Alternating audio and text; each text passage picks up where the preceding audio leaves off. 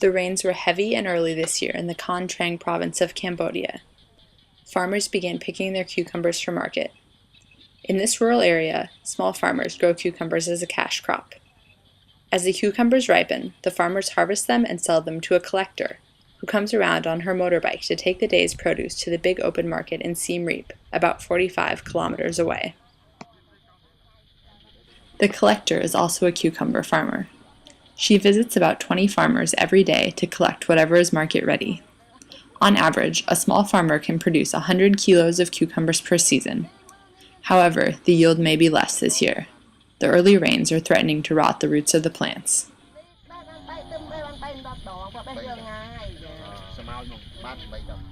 The collector pays the farmers between 700 and 1,000 reals, about $2.80 to $4 US, per kilo. She then puts the cucumbers in a cart behind her motorbike and transports them to Siem Reap at 1 o'clock in the morning.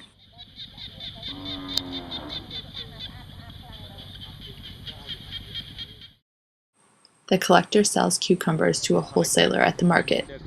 After the collector comes, she go to buy from the collector, and then she sell like this. So she would go around to many different collectors and buying the best price. Yeah. So she's like a wholesaler. Yeah, act as a wholesaler and act as a retailer. So when she's acting as wholesaler, who buys from her? Like the wholesaler inside can also buy from her. Oh, so the wholesaler, when she's acting as wholesaler, she sells to inside. Yeah. Acting as retailer, she sells to a woman like that.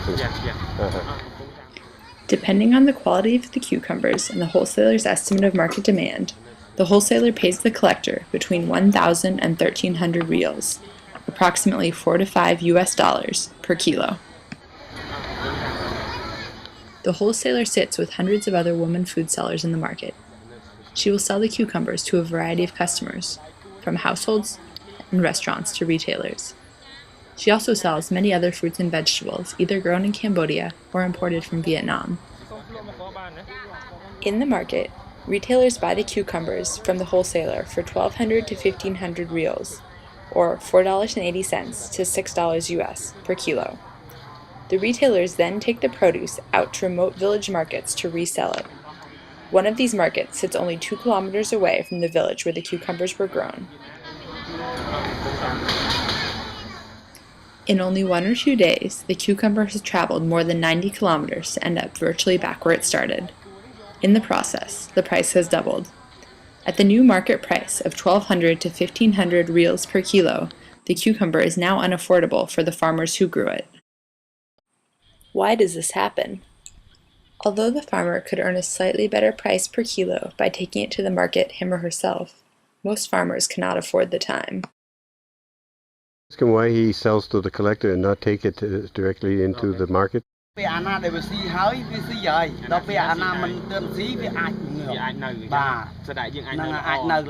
So he busy with the rice field.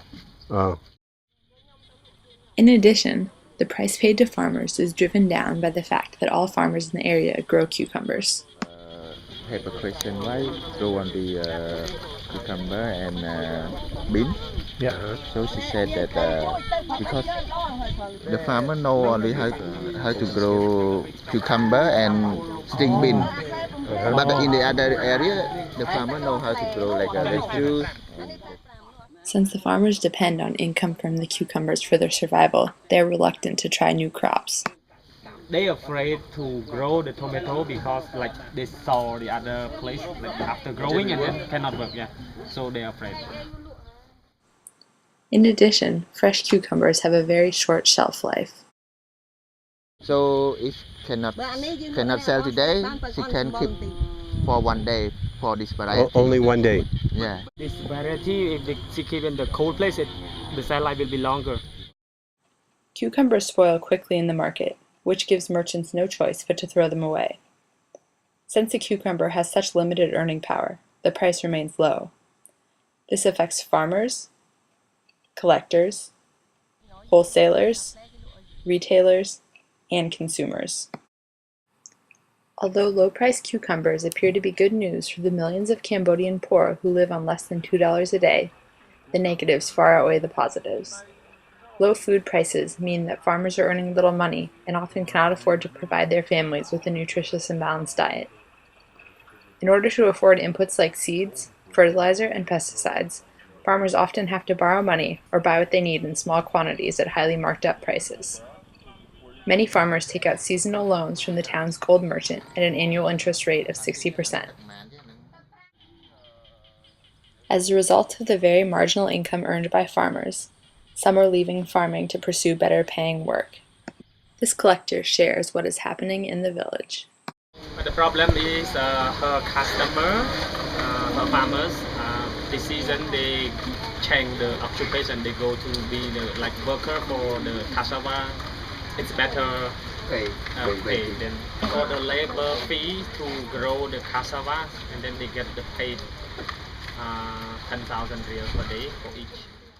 This is 2.5 times what a farmer typically earns.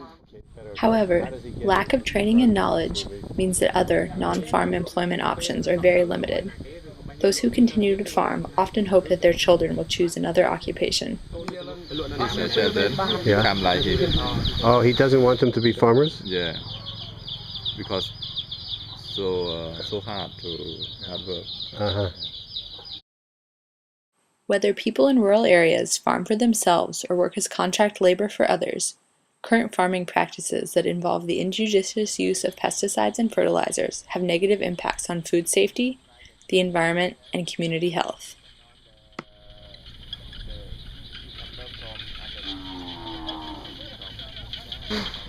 The frequency of spraying, so you can only see the insect when they spray, and then no protection. Is it possible to improve the lives of Cambodian cucumber farmers? Stop, we don't have. A team of scientists from UC Davis, in collaboration with members of the faculty of the Royal University of Agriculture, RUA, in Phnom Penh, the Hanoi University of Agriculture in Vietnam, and Nong Lam University in Vietnam, are working in a USAID-supported collaboration in an effort to change this story.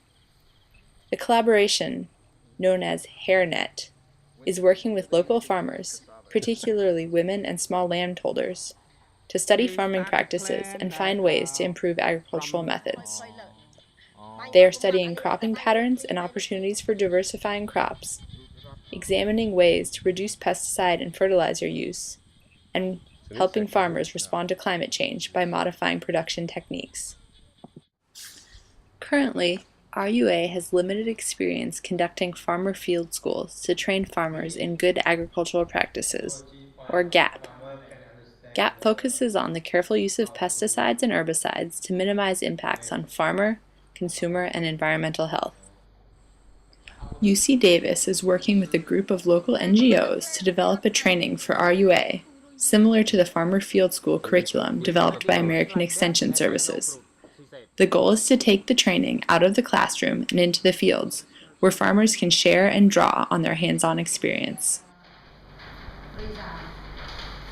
What should we do? What do we do next?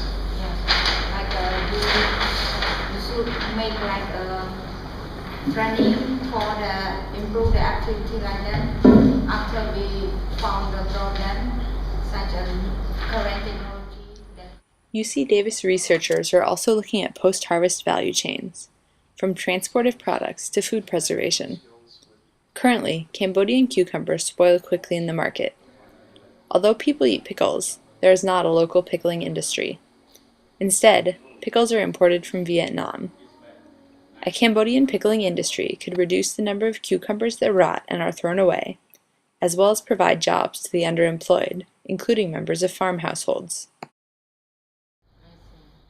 The UC Davis team is also investigating the idea of a farmer savings cooperative. Currently, it is estimated that the farmer is taking home only 40% of the total value of the cucumber. By forming joint ventures for processing, storing, and marketing cucumbers, farmer earnings could increase considerably. To do this, HairNet is working with Viettel, a Vietnamese mobile phone company, to develop cell phone-based applications for farmers. Most farmers in Can Trang have cell phones. HairNet and Viettel are exploring ways to use mobile phones to provide farmers with farming advice, weather reports, and information on market prices.